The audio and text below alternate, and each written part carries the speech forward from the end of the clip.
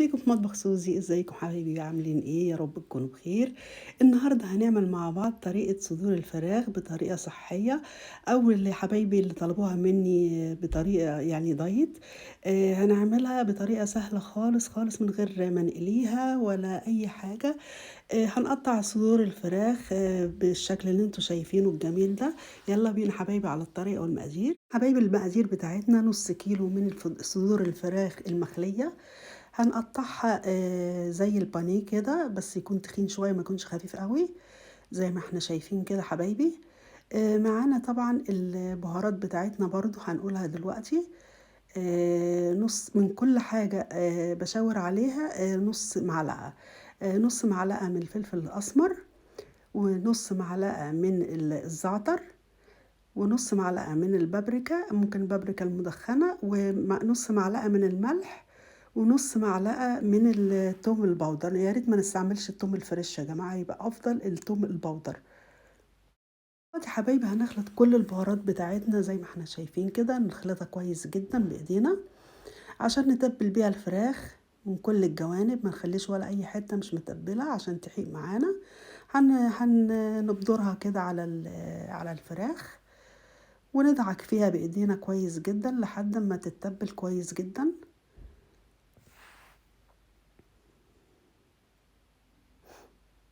بعد ما حطينا البهارات بتاعتنا ندعكها بإيدينا كويس قوي، بحيث ان هي يعني تتبل من كل الجوانب، كل جزء في الفراخ تبقى متبلة زي ما احنا شايفين يا حبايبي. بعد ما دعكناها كويس زي ما احنا شايفين، نحاول بقى نفرد الفراخ بتاعتنا ونتأكد ان هي بقت متبلة من كل حتة فيها.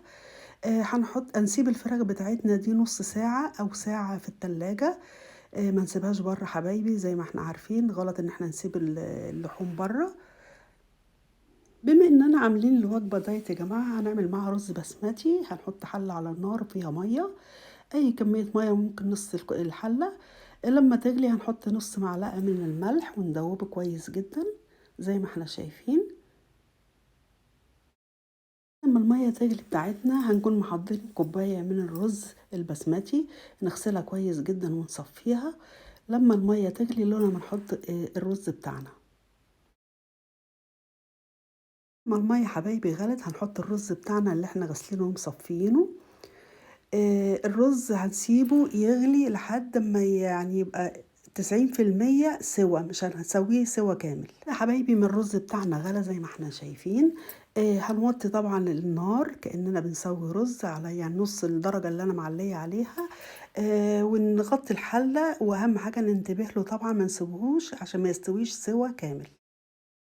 حبايبي الرز بتاعنا استوى 90% زي ما قلت لكم، مش بنسويه سوا كامل. نمسك الرزاية كده نلاقيها بتقطم في ايدينا، مش بتكون مهرية يا جماعة. هصفي هنا بقى المية واسيب فيها حبة صغيرة خالص عشان نكمل السوا بتاعنا، سوا الرز يعني، وهنشوف مع بعض. لما صفيت المية على الحوض، سبت فيها يعني قيمة اقول لكم ايه معلقة كبيرة من المية، مش كتير يا جماعة، بصوا يعني حبة قليلة قوي قوي علشان نكمل تسوية الرز فيها. دلوقتي هنحط معلقة صغيرة من السمنة، وممكن نستغنى عنها للناس اللي مش حابة. طب بما اننا احنا عاملينه دايت فممكن ما نحطهاش، مش شرط ان احنا نحطها، بس احنا بنحطها عشان تطعم لنا الرز بتاعنا. بنقلب طبعا السمنة مع الرز كويس جدا زي ما احنا شايفين كده. وبعدين هنغطي الحلة، نكمل سوى الرز على نار هادية خالص كأننا بنسوي رز عادي يا جماعة. قلبت الرز هنغطيه بقى ونسيبه يكمل السوا بتاعه، لأنه هو طبعا مش مستوي سوا كامل. هنحط طاسة على النار، طاسة تكون غير لاصقة عشان الفراخ بتاعتنا ما تتحرقش. هنحط فيها معلقة صغيرة بس من زيت الزيتون، يعني هنعملها بأقل كمية من الزيوت أو من الدهون. هنوزع الزيت كويس جدا في الطاسة زي ما احنا شايفين كده عشان كلها تدهن بالزيت. الطاسة بتاعتنا سخنت طبعا عشان ندي صدمة للفراخ بتاعتنا. هننزل بالفراخ زي ما هنشوف. أهم حاجة تعمل صوت التش اللي احنا عارفينها بتاعت لما كنت يعني الطاسة سخنة. هنشوف كده ونحط مع بعض، هنحط كل كمية الفراخ. أهم حاجة طبعا ما نحطش حاجة يعني على حاجة أو حتة على حتة، لازم كل حتة تبقى يعني منفصلة عن التانية، بعيدة عن التانية. يا حبايبي ما حطيت جزء من الفراخ، ما حطيتهاش كلها طبعًا لإن الطاسة مش هتكفي كله. بعد ما تاخد صدمة من الناحية اللي هي من تحت هنقلبها على الناحية التانية، بس بعد ما تدّي لون. الفراخ بتاعتنا ما خدت لون من الناحية اللي هي من تحت هنقلبها على الناحية التانية. إحنا مش هنطوّل عليها يا جماعة، لإن إحنا هنقلب ونعدل فيها كذا مرّة. بس أهم حاجة ما نطوّلش عليها أوي، هي مجرد ما تاخد لون هنقلبها على الناحية التانية، وهنفضل نقلّب فيها من كل ناحية شوية لحد أمّا تستوي معانا. لمّا خدت لون من الناحية التانية برضه هنرجعها تاني للناحية اللي هي الأولانية. نحاول نقلب كله كده كذا مرة، مش مرة واحدة بس يا جماعة، لحد ما نحس الفراخ بتاعتنا استوت. ولو حسينا ان الطاسة بتاعتنا فيها مكان هنحط بقية الفراخ. دلوقتي في مكان هنحاول نحط برضو فراخ تاني زي ما احنا شايفين يا حبايبي.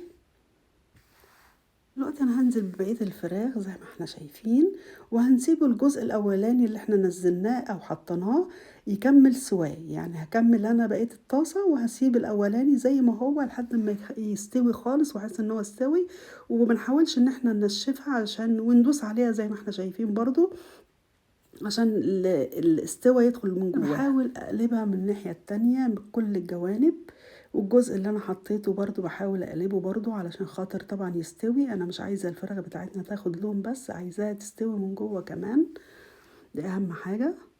زي ما إحنا شايفين كده بعد ما حسيت الفراخ بتاعتنا استوت أهم حاجة وخدت اللون الجميل ده، نجيب طبق نحط الفراخ فيها الجزء الأولاني اللي أنا حطيته. لكن الجزء اللي حطيته في الآخر طبعًا هو لسه ما استواش يا جماعة، هاكمّل سواه. هاطلّع بس الجزء الأولاني زي ما إحنا شايفين. أخيرًا هاسيبه طبعًا يكمّل سواه.